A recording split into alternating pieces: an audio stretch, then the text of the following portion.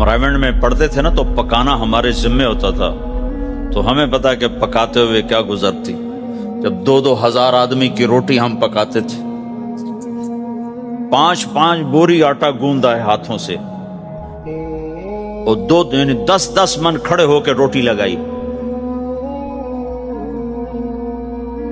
سخت سردی میں بھی، سخت گرمی میں بھی. سردی میں جب رات کو آٹا گونتے تھے ہم، تمہارے ہاتھ ایسے اکڑ، تم تو سردی دیکھتے ہی نہیں ہو، ہاتھ ایسے اکڑ جاتے تھے. اور صبح 4 بجے اٹھ کے روٹی پکانا شروع کرتے تھے. 2,000 آدمی کی روٹی پکانی ہوتی تھی. تو اب کوئی آ کر کہتے انہیں کچی روٹی پکائی، تو جی دادا ایک تھپڑ اس کے منہ پہ مارے کہ 4 بجے کے ہم اٹھے ہوئے ہیں، پکا پکا برا حشر ہو گیا. کہتے کچی پکائی. بھائی صبر کر کے چپ کر کے کھا جا.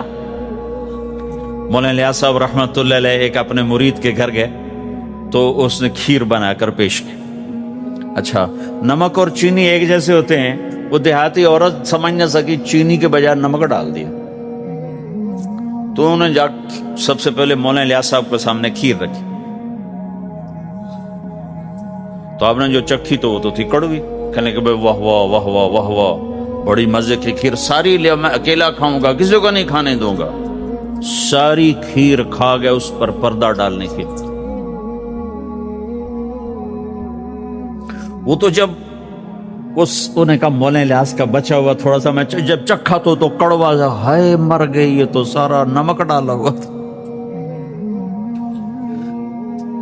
ایک دفعہ ہماری جماعت چنیوٹ میں تھی تو ہمارے ساتھیوں نے چائے بنائی تو وہ اندھیرا سا تھا تو چینی کے بجائے نا نمک ڈال دیا اور دسترخوان پہ لے آئے. سب پی رہے. واللہ میں آنکھوں سے دیکھا بتا رہا ہوں، مولانا الیاس کا تو سنا بتا رہا ہوں، کسی ایک نے نہیں کہا کہ یہ کڑوی ہے. چپ کر کے پی رہے، چپ کر کے پی رہے، کسی ایک نے نہیں کہا. باہر ایک دیہاتی کھڑا تھا تو میں نے اس کہا چاچا آتے نو چاہ پی ماما. وہ آ گیا، اس نے پہلا گھونٹ بھرا ہوئے تھا کوڑی ہے، اس نے بانڈا پھوڑ دیا. پھر سارے ساتھی ہنس پڑے کہ چاچا ہم نے تو پردہ ڈالنے کی کوشش کی تھی خدمت والوں پر تو نہیں پردہ چاک کر دیا، بانڈا پھوڑ دیا. کیا خوبصورت تربیت. 8 سال ہم نے دیگیں پکائی ہیں اور روٹیاں پکائی ہیں رائمنڈ میں پڑھتے ہوئے. تو پکانے والا کتنا کھپتا ہے. مفتی زین العابدین صاحب رحمت اللہ علیہ ہمارے بزرگ تھے، بڑے نفیس، تو وہ روٹی بڑی نفیس کھاتے تھے. تو ان کے لیے مجھے فرمایا اس روٹی تو بنا. اب میں ڈر رہا تھا کہ پتہ نہیں مفتی صاحب کو پسند نہ آئی تو کیا بنے گا. حوصلہ افزائی کتنی ضروری چیز. اب وہ میں روٹی ناشتے میں لا کے رکھی اور اللہ کا فضل، اب تو خیر بھول بھلائیاں ہو گیا ورنہ بہت نفیس روٹی میں بناتا تھا. ایک دفعہ میں گھر میں تھا تو رمضان کا مہینہ تھا تو کسی کی آنکھ نہیں کھلی، گرمیوں کا رمضان، تو میری آنکھ کھل گئی. تو سب سوئے پڑے، نوکر بھی گھر والے بھی. تو میں نے کسی کو نہیں اٹھایا، چپ کر کے جا کے پرات اٹھائی اور روٹیاں پکانی شروع کر دی. جب ساری روٹیاں پک گئیں، آخری پیڑا میرے ہاتھ میں تھا تو میری بڑی بہن کی آنکھ کھل گئی. اس نے دیکھا تو میں روٹیاں پکا رہا. کو تیرا بھلا ہو جاوے، ایک ہی کی تک. میں کہا روز تم پکاتی ہو، آج میں پکا کے دے رہا ہوں، اس میں کیا ہے. تو میں نے روٹی پیش کی نا تو مفتی صاحب نے 1-2 لقمے کھائے تو میں وہ کھڑا سے کانپ رہا، پتہ نہیں اب کیا کس نے پکائی ہے. میں نے کہا جی میں نے پکائی. ماشاءاللہ بہت اچھی پکائی. تو میرا دل اتنا بڑا ہو. حوصلہ افزائی کرنا، برائیوں کو. ہماری معاشرت کیا ہے، 100 خوبیوں میں سے ایک کمی کو نکال کے پکڑ لینا اور 100 پہ کاٹا. 100 نظر نہیں آتی، ایک کمی کو پکڑ کے اسے اچھال رہے اچھال رہے اچھال رہے اچھال رہے اچھال رہے.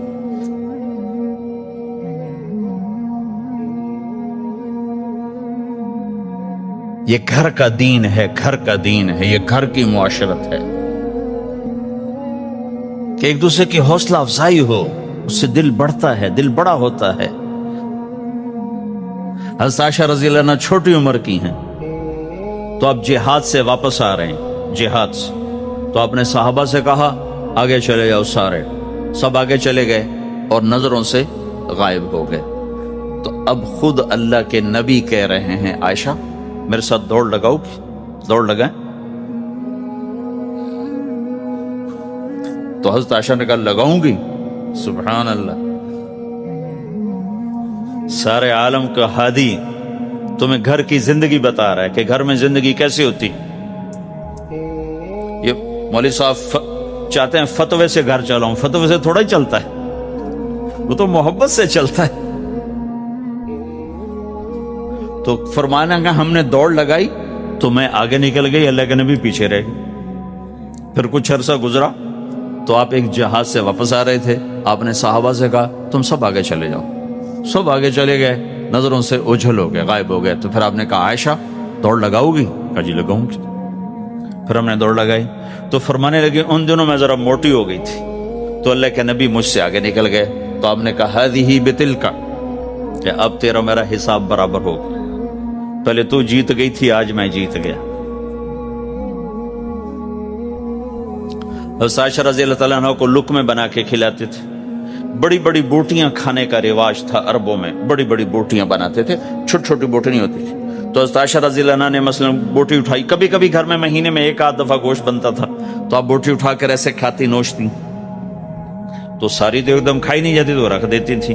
تو اللہ کا نبی وہی بوٹی اٹھاتے تھے اور حضرت عائشہ کو دکھا کر جہاں سے انہوں نے کھایا ہوتا تھا وہاں سے کھاتے تھے۔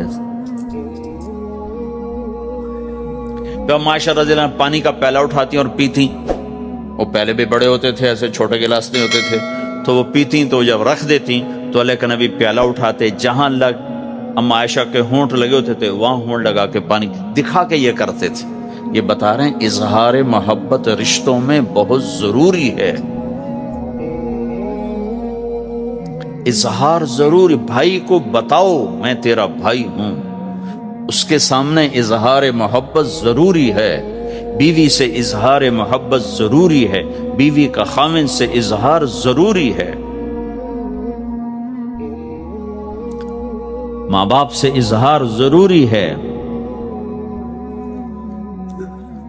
یہ سارے وہ رشتے ہیں جن کو میرے نبی نے قرآن سنو ماں باپ کے لیے وَخْفِضْ لَهُمَا جَنَاحَ الذُّلِّ مِنَ الرَّحْمَةِ وَقُلْ رَبِّ ارْحَمْهُمَا كَمَا رَبَّيَانِي صَغِيرًا۔ ہاں ماں باپ کے لیے اپنے پر پھیلا دو، پر بچھا دو۔ کیوں بھائی؟ انسان کے پر ہوتے ہیں یا بازو ہوتے ہیں؟ کیوں بولو بھائی؟ باجو، تمہاری گجراتی میں بولوں نا باجو، باجو ہوتے ہیں نا، پر تو نہیں ہوتے نا، لیکن اللہ کہہ رہا پر بچھا دو، اپنے ماں باپ کے لیے پر بچھا دو۔ پر بچھانے کا کیا مطلب؟ میں بتایا کرتا ہوں کہ اس آیت کو کسی تفسیر سے میں نہیں سمجھا، نہ کوئی تفسیر والا یہ تفسیر کی طرف جائے گا۔ یہ جو میرا کالج کا ایک دور ہے، ایک تبلیغ کا دور ہے، کالج دور میں جب ہمارے گاؤں کے قریب دریائے راوی ہے، اس کے کنارے جنگل تھا بہت بڑا، اس میں ہم شکار کھیلنے جاتے تھے، ایک ایک ہفتہ جنگل میں پڑے رہتے تھے، تو ساتھ کھانے کا سامان، ساتھ سارے حشم خدم، اور ایک ایک ہفتہ ہم شکار کھاتے، تو وہ تیتر کو لگتا تھا نا چھرا، وہ چھرے لگتے تھے تو گرتا تھا، تو یوں اس کے پر یوں ہو جاتے تھے، میرے آنکھوں کے سامنے وہ تیتر نظر آ رہے ہیں، وہ یوں ایسے کرتے تھے اور یوں گردن ٹیڑھی ہوتی تھی، اور اس کا مطلب یہ ہوتا تھا کہ اب میں تیرے بس میں ہوں، ذبح کر یا چھوڑ دے، میرا بس ختم ہو چکا۔ تو آئے ہائے ہائے، قربان جاؤں قرآن کی خوبصورتی پر۔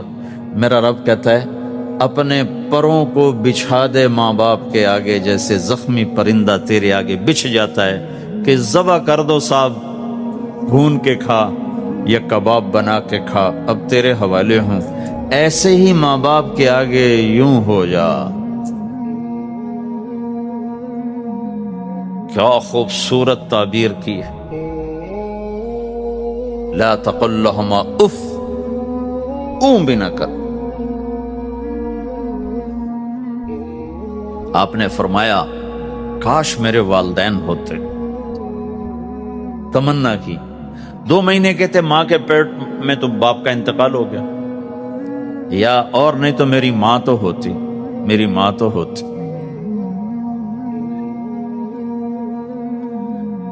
और मैं ईशा की नमाज के मुसल्ले पे खड़ा होता और मैं सूरत फातिहा शुरू कर चुका होता, और इधर से मेरी माँ कहती मोहम्मद, तो मैं माँ के लिए नमाज तोड़ देता। मैं कहता लब्बैक या उम्मा। हज का सफर है, 63 साल उम्र है, मां को फौत हुए 57 साल गुजर चुके हैं।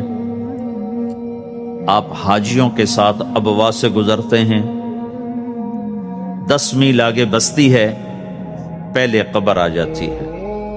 आपने एहराम बांधा हुआ है, सर नंगा है, अप्रैल का महीना है, मां की कब्र से गुजरे 57 साल में आदमी क्या कुछ नहीं भूल जाता, लेकिन मेरे नबी के दिल का जख्म उसी तरह भरा नहीं है, उसी तरह ताजा है। आप ऊंटनी से उतर गए और मां की कब्र के सराने आके यूं बैठे, घुटने उठाए और हाथ यहां रखे और सर दिया घुटनों में ऐसे, और यूं सर नीचे करके जो रोए हैं जैसे छोटे बच्चे रोते हैं। आपने देखा छोटे बच्चे घरों में ऐसे रोते हैं, ऐसे। हम भी बहुत रोए इस तरह मुंह घुटनों में देकर, तो मेरे नबी घुटनों में मुंह देकर जूं रोए जूं रोए जूं रोए, कई घंटे रोते रहे। सन 2000 में मैं हजरत आमना की कब्र की ज़ियारत के लिए पहुंचा। ढूंढते ढूंढते अल्लाह ने पहुंचाया, एक रहबर को साथ लिया, वो पहाड़ों के अंदर वो कब्र है, तो अंदर हमें ले गया। रास्ता कोई नहीं था, जिसको पता हो वो पहुंचा सकता है, वैसे कोई नहीं जा सकता। हो काले पहाड़, छोटे छोटे कांटेदार झाड़ियां,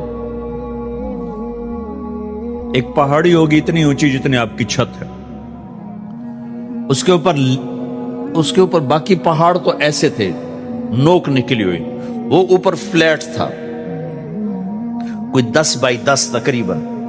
वहां मेरे नबी की मां आराम कर रही थी। तो मैंने चारों तरफ देखा तो 2000 यानी सिर्फ 12 साल पहले जंगल, वीराना, वहशत। 1400 साल पहले यहां क्या हो। मैं अल्लाह की बेनियाजी से कांप रहा था कि मेरे रब, जिसकी खातिर तूने कायनात बनाई, यहां इस जंगल में उस पर इतना इम्तिहान डाला, वो भी 6 साल की उम्र में।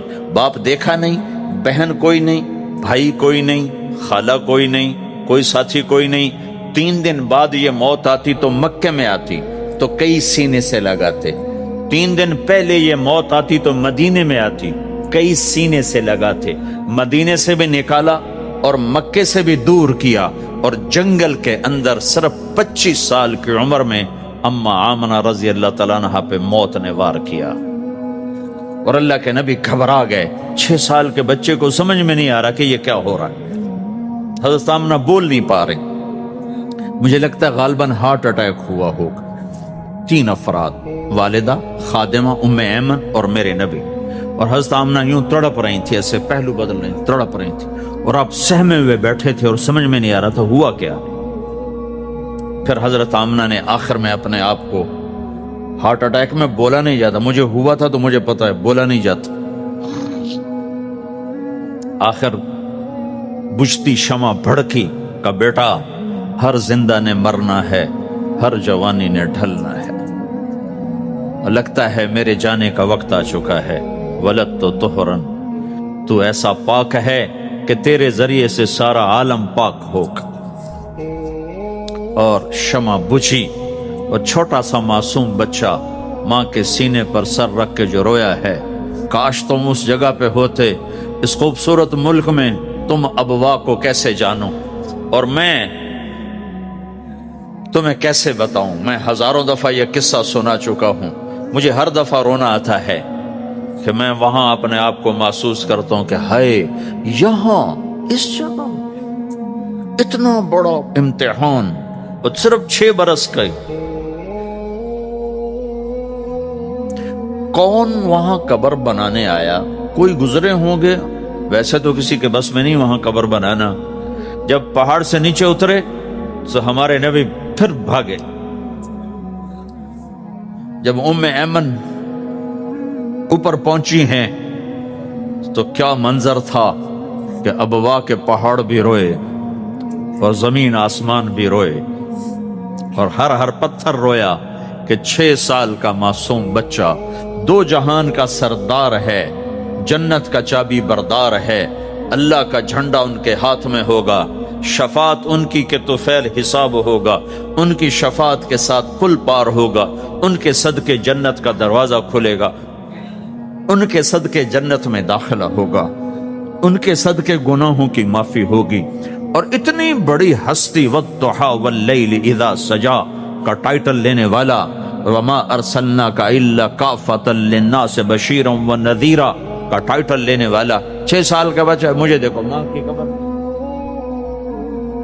ماں کی قبر کو سینے سے لگایا ہوا تھا اور اس کے اوپر لیٹے ہوئے تھے۔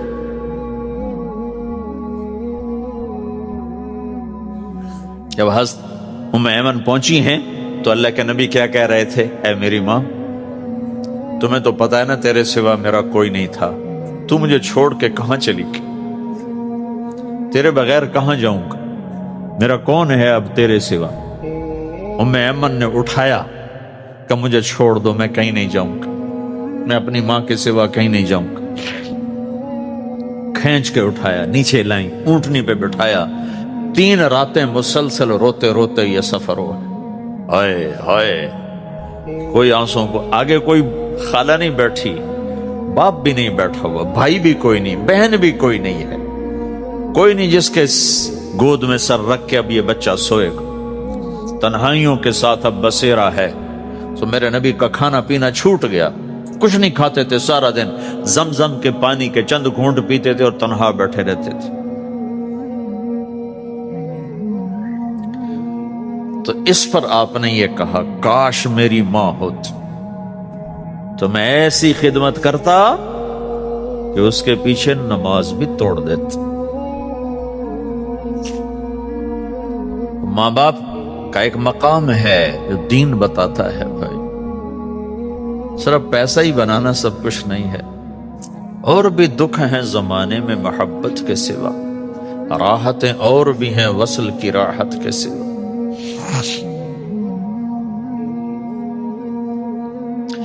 ماں باپ کا ایک مقام ہے، ان کو مقام دو، لیکن ماں کی وجہ سے بیوی پہ ظلم نہ کرو، بیوی کے عشق میں ماں پہ زیادتی نہ کرو۔ یہ گھر کی معاشرت ہے، یہ گھر کی زندگی ہے۔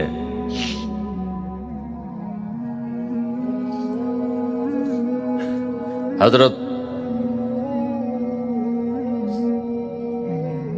نعمان بن حارثہ بن نعمان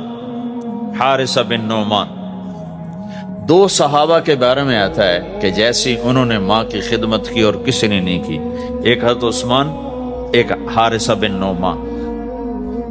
حارثہ بن نعمان کے بارے میں تو آپ نے کہا میں جنت میں گیا تو میں نے قرآن کی تلاوت سنی، تو میں نے کہا یہ کون تلاوت کر رہا ہے؟ کہا جی حارثہ۔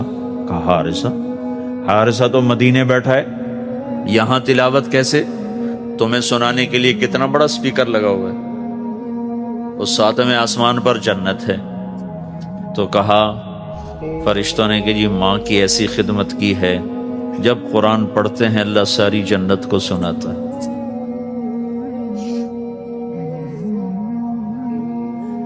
تو جن کے والدین یہاں ساتھ ہیں وہ انہیں غنیمت جانو، ان کی خدمت کرو۔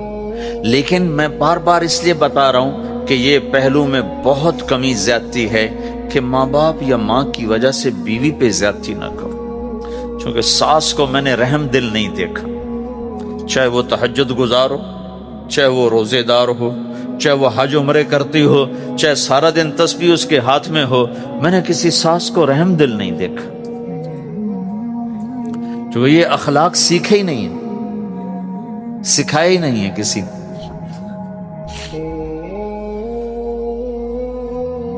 ایک دوسرے کی حوصلہ افزائی کرو، کمیوں پر پردے ڈالو۔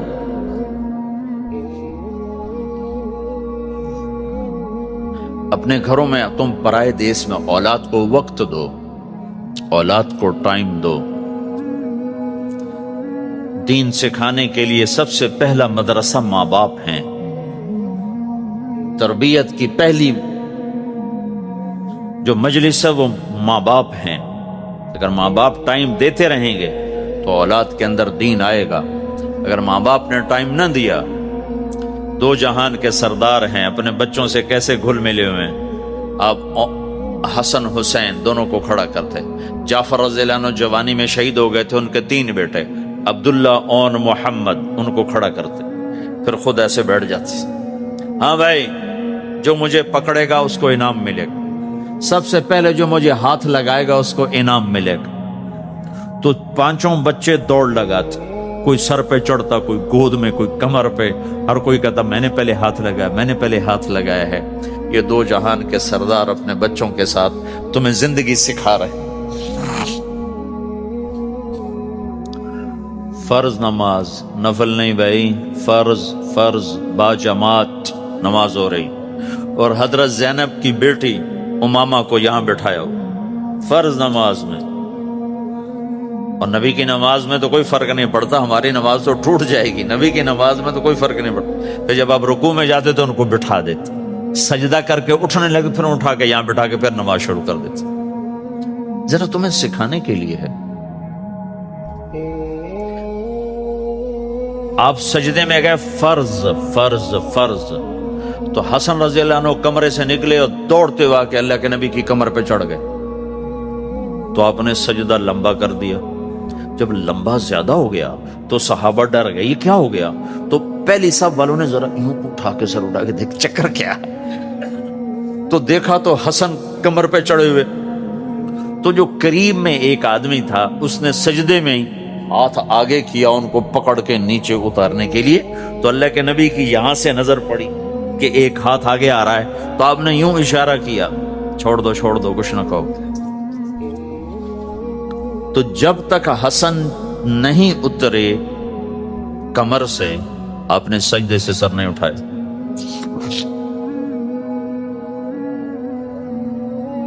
میرے نبی نے کہا اکرموا اولادکم، اپنی اولاد کو عزت دو ورنہ یہ باغی ہو جائیں گے۔ اور یہاں تو ویسے ہی ماں باپ کا پتہ نہیں کسی کو ماں باپ کسے کہتے ہیں، بہن بھائی کی یہاں رشتوں کا تو کسی کو پتہ کوئی نہیں کہ رشتے کی قدر کیا ہے۔ بھائی آپس میں دنیا پہ نہ لڑو، چھوڑ دو، لڑو نہیں کہ بھائی لے جا، کسی کا حق کسی نے کھا لیا ہے تو ضائع نہیں ہوگا، ملے گا واپس۔ صرف یہیں تو پاناما ہی تو زندگی نہیں ہے، آگے بھی تو آ رہی۔ میرے نبی نے ایک عجب اصول بتایا، آپ نے مدینے والوں سے فرمایا میرے بعد تمہیں تمہارا حق نہیں ملے گا، تم کیا کرو گے؟ انہوں نے کہا جی ہم تلوار اٹھائیں گے، اپنا حق وصول کریں گے۔ تو آپ نے فرمایا میں تمہیں اس سے بہتر بات بتاؤں، اس سے بہتر بتاؤں؟ کہا جی کیا؟ کہا تم حق چھوڑ دینا، اس کے لیے لڑنا نہیں، ہم مانگو نہیں ملتا، لڑنا نہیں، چھوڑ دینا، لڑائی سے بچنا، چھوڑ دینا، اور قیامت کے دن حوض کوثر پہ مجھ سے آ کے ملاقات کر لینا، میں اللہ سے سارے پورے کروا کے دے دوں۔ جب تمہارا وکیل ہو محمد مصطفیٰ جی صلی اللہ علیہ وسلم اور جج ہو اللہ، تو کیسا فیصلہ آئے گا؟ یہاں تم کتنا کو لے لو گے ڈالر میں، پلاٹ میں کتنا لے لو گے؟ ہاں لو، اپنا حق نہ چھوڑو، لیکن اگر لڑائی ہو رہی ہے تو پھر چھوڑ دو، چلو لے جاؤ، میں رشتہ قربان نہیں کروں گا، چیز قربان کر دوں۔ اللہ تمہاری نسلوں کو یہاں بھی نحال کرے گا، آگے انتظار کرو، اللہ کے نبی حوض کوثر پہ تمہارے انتظار میں ہے، آ جاؤ، جن کے حق مارے گئے آ جاؤ، آج میں اللہ سے لے کر دیتا ہوں۔ اور آخری بات کرتا ہوں، بات ختم کرتا ہوں، ان ساری گھر کی زندگی، بازار کی زندگی، میاں بیوی کی زندگی، ماں باپ کے ساتھ، بیوی کے ساتھ، بیوی کا خامند کے ساتھ، بھائی کا بھائی کے ساتھ، بہن کا بھائی کے ساتھ، ان سارے رشتوں میں اور آپ کا آپس میں آپ مختلف لوگ بیٹھے ہوئے ہو، آپ سب کا آپس میں یہ سب کچھ قائم ہو جائے جو میں کہنے کی کوشش کر رہا ہوں۔ آخری ایک بات کہتا ہوں، اللہ کے نبی نے فرمایا معاذ تمہیں سارے دین کا خلاصہ بتاؤں؟ افلا انبئک بملاک ھذا کلہ، معاذ میں تمہیں سارے دین کا خلاصہ بتاؤں؟ میں پھر کہتا ہوں معاذ میں تمہیں سارے دین کا خلاصہ بتاؤں؟ دین کا خلاصہ۔ انہوں نے کہا جی کیا ہے؟ یہ کب کی بات ہے؟ آپ تبوک کے سفر سے واپس آ رہے ہیں اور معاذ رضی اللہ عنہ پوچھتے ہیں یا رسول اللہ جنت میں جانے کا راستہ تو بتائیں۔ تو آپ فرماتے ہیں نماز قائم کر، زکوٰۃ دے، روزے رکھ۔ روزہ ڈھال ہے، صدقہ گناہوں کو مٹاتا ہے، رات کا قیام اللہ تعالیٰ کی بارگاہ میں اللہ کی رضا کی خاطر جنت کے دروازے کھلواتا ہے۔ ایک لمبی نصیحت ہے، پورا دین اس میں سمجھاتے ہیں۔ پھر آپ نے آخر میں کہا معاذ اب میں تمہیں سارے دین کا خلاصہ بتاؤں؟ تو انہوں نے کہا جی وہ کیا ہے؟ تو مجھے دیکھو سارے۔ تو آپ نے یوں کیا،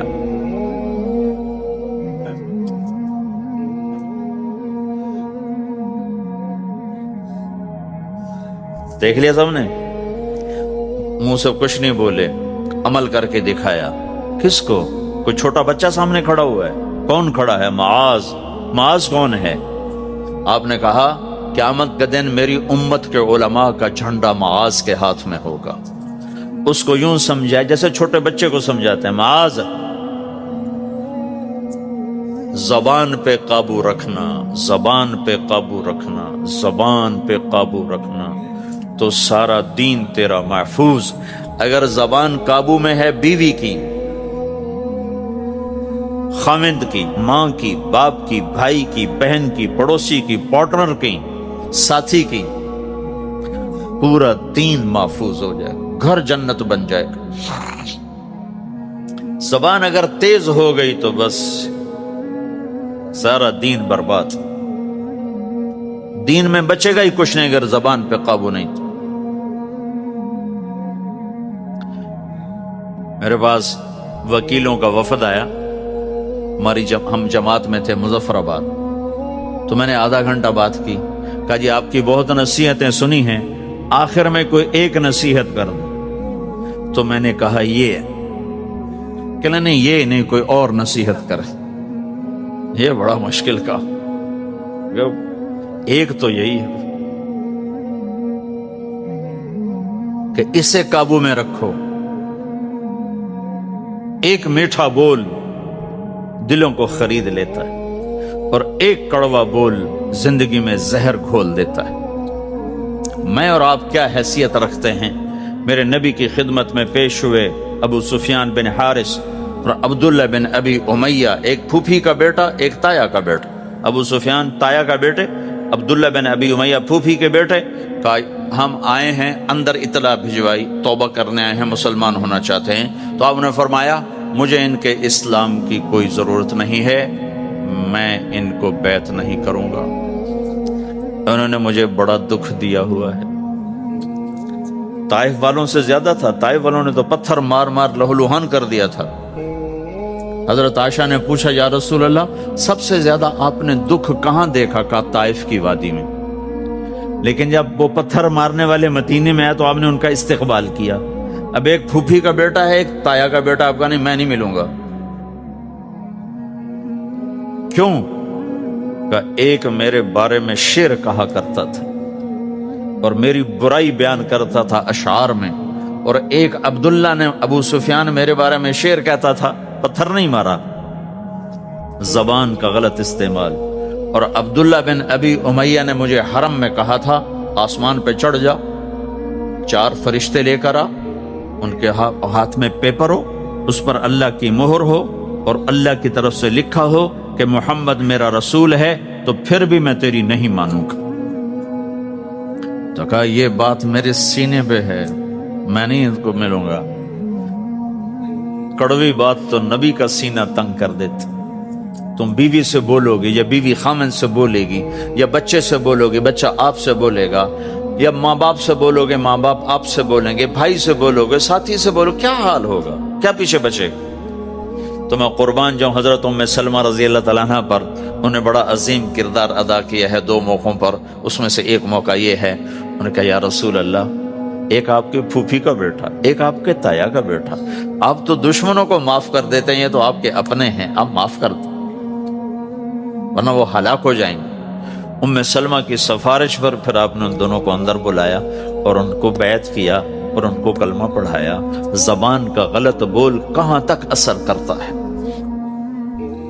دنیا کے سارے انسان اور سارے لوگ اللہ تعالیٰ کے پیدا کیے ہوئے ہیں، اور جو کچھ انسان کے پاس ہے وہ سب اللہ تعالیٰ کی عطا کردہ ایک نعمت ہے۔ اس لیے انسان کو انسان پر کبھی ظلم نہیں کرنا چاہیے، کسی پر زیادتی نہیں کرنی چاہیے۔ اللہ کے نبی صلی اللہ علیہ وسلم نے ہمیں سمجھایا کہ کبھی کسی پر ستم نہیں کرنا چاہیے۔ انسان پر ظلم کرنے کی بات تو دور، کبھی کسی دوسری مخلوق پر بھی ظلم نہیں کرنا چاہیے، زیادتی نہیں کرنا چاہیے۔ اور فرمایا اللہ کے نبی صلی اللہ علیہ وسلم نے کہ مظلوم کی بد دعا سے بچو، یعنی کہ جس پر ظلم کیا جاتا ہے اگر وہ ظالم کے خلاف بد دعا کر دے تو اللہ تعالیٰ اس کی بد دعا کو رد نہیں کرتا۔ اس لیے انسان کو کبھی کسی پر ظلم نہیں کرنا چاہیے، اور اگر کوئی کسی پر زیادتی کرتا ہے تو یاد رکھیں اس کا بدلہ ملتا ہے۔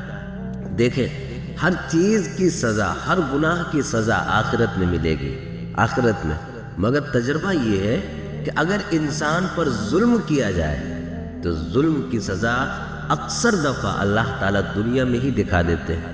ایک شخص تھا حجاج ابن یوسف، جس نے بڑا ظلم کیا، لوگوں کو قتل عام کیا، بہت سارے لوگوں کو مار ڈالا۔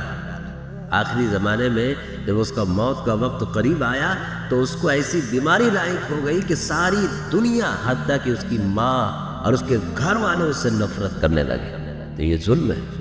تو ظلم ایسی چیز ہے جس کی سزا زندگی میں مل جاتی ہے۔ اس لیے کبھی کسی کمزور، کسی بے بس پر، کسی آدمی پر یہ سمجھ کر کہ یہ ہمارا کیا بگاڑے گا، یہ کمزور ہے، بے بس ہے، ناتواں ہے، کبھی کسی پر زیادتی نہیں کرنا چاہیے، کبھی کسی پر ظلم نہیں کرنا چاہیے، بلکہ ہر کسی کے ساتھ بھلائی کرنا چاہیے۔ اللہ کے نبی صلی اللہ علیہ وسلم نے یہ بھی بتایا کہ اپنے اوپر بھی ظلم نہیں کرنا چاہیے۔ اپنے آپ پر ظلم کیا ہے؟ گناہ کرنا، غلط کام کرنا، غلط چیزوں کا یوز کرنا، غلط چیزیں کھانا، یہ انسان اپنے آپ پر ظلم کرتا ہے۔ قرآن میں کیا کہا؟ وَلَا تُلْقُوا بِأَيْدِيكُمْ إِلَى التَّهْلُكَةِ، سنو اپنے آپ کو ہلاکت میں مت ڈالو، یعنی کہ کوئی بھی ایسا کام نہ کرو جس کی وجہ سے تمہیں نقصان ہو، جس کی وجہ سے تمہارے جسم کو پریشانی ہو۔ تو ظلم چاہے دوسروں پر ہو یا ظلم اپنے اوپر ہو یا اپنے کسی رشتے کے ساتھ ہو، تب بھی کیئر نہیں کرنا چاہیے۔ قرآن کی ایک آیت پیش کرتا ہوں، دیکھیں قرآن کی ایک آیت ہے جس میں کتنی جامع بات اللہ تعالیٰ نے ارشاد فرمایا۔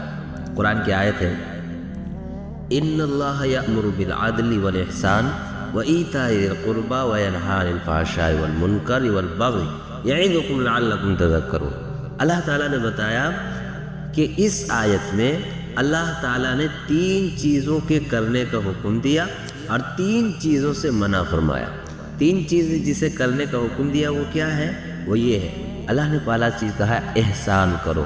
احسان کا مطلب جو بھی کام کرو تو سلیقے سے کرو، یا احسان کا دوسرا معنی اچھا برتاؤ کرو لوگوں کے ساتھ۔ تو اللہ تعالیٰ تم سے احسان کرنے کا حکم دیتا ہے، اور عدل یعنی انصاف، برابری، انصاف کرنا کا حکم اللہ تعالیٰ دیتے ہیں، بالعدل والاحسان وایتاء ذی القربى۔ اور تیسرا جو حق اللہ تعالیٰ بتا رہے ہیں اس آیت میں وہ یہ ہے کہ جتنے بھی رشتہ دار ہیں سب کے حقوق کو ادا کرو، یعنی جو بھی رشتہ دار ہیں ان کے حقوق کو ادا کرو، اس میں کمی نہ کرو، اس میں کٹوتی نہ کرو۔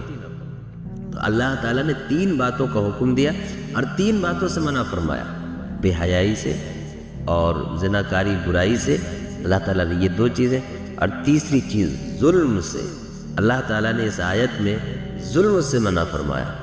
اور کہا جاتا ہے کہ یہ آیت بہت جامع آیت ہے، بہت جامع، قرآن کی بہت ساری آیتوں کا نچوڑ ہے یہ آیت۔ بلکہ محققین نے کہا یہ تو اللہ کا شکر ہے کہ اللہ تعالیٰ نے قرآن کی اتنی ساری آیتیں ہمارے ہدایت کے لیے نازل فرما دی۔ اگر ایک آیت بھی ہوتی یہی ان اللہ یأمر بالعدل والاحسان وایتاء ذی القربى وینہی عن الفحشاء والمنکر والبغی، اگر صرف یہ ایک آیت ہوتی تب بھی پوری انسانیت کی ہدایت کے لیے کافی ہو جاتی۔ اس لیے انسان کو کبھی بھی ظلم نہیں کرنا چاہیے. اس آیت میں یہی بتایا گیا